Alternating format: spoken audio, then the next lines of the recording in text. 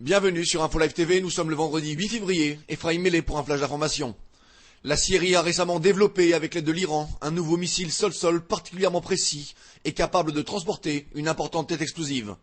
D'une portée de 250 km et capable d'atteindre les principaux centres stratégiques israéliens, ce nouveau missile serait une version améliorée du Zelzal iranien. Cette information est parvenue en Israël, au moment même où les responsables sécuritaires israéliens s'inquiètent du réarmement de la Syrie, en particulier grâce à la Russie. Selon une information révélée hier soir par la deuxième chaîne de télévision israélienne, des personnalités conservatrices américaines et israéliennes seraient prêtes à payer $1 million à quiconque fournirait des preuves permettant d'incriminer le Premier ministre et lui causant assez de tort pour le forcer à démissionner. Ces déclarations auraient été enregistrées par la chaîne de télévision. Le Hamas semble avoir retenu et mis en application les leçons du Hezbollah. En effet, les troupes israéliennes qui se trouvaient en opération jeudi matin dans le nord de la bande de Gaza ont mis à jour pour la première fois des installations souterraines du Hamas et des sites de lanceurs de roquettes enfouis sous la surface du sol. Les installations, découvertes près du camp de Jabalia, permettraient ainsi au Hamas de tirer des roquettes Qassam et, à l'instar du Hezbollah, d'évacuer immédiatement le site de lancement avant la riposte israélienne.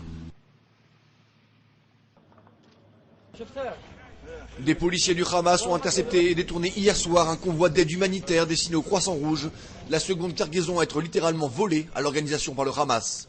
Les forces du Hamas ont ainsi fait stopper et se sont accaparés 14 camions transportant nourriture et médicaments en provenance d'Israël, une aide qui aurait dû être distribuée à 8000 personnes dans la bande de Gaza.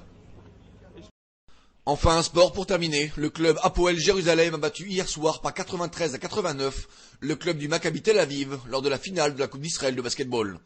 Une victoire surprenante et rare, la dernière victoire de l'Hapoel Jérusalem contre le club mythique de Tel Aviv remonte en effet à 1997.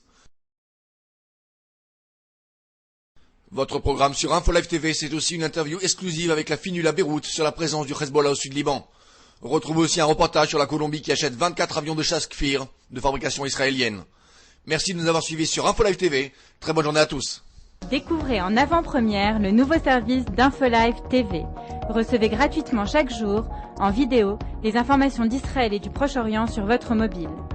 Pour vous abonner, entrez sur notre site www.infolive.tv et cliquez sur la bannière Service téléphone mobile. Aujourd'hui, le monde entier parle d'Israël.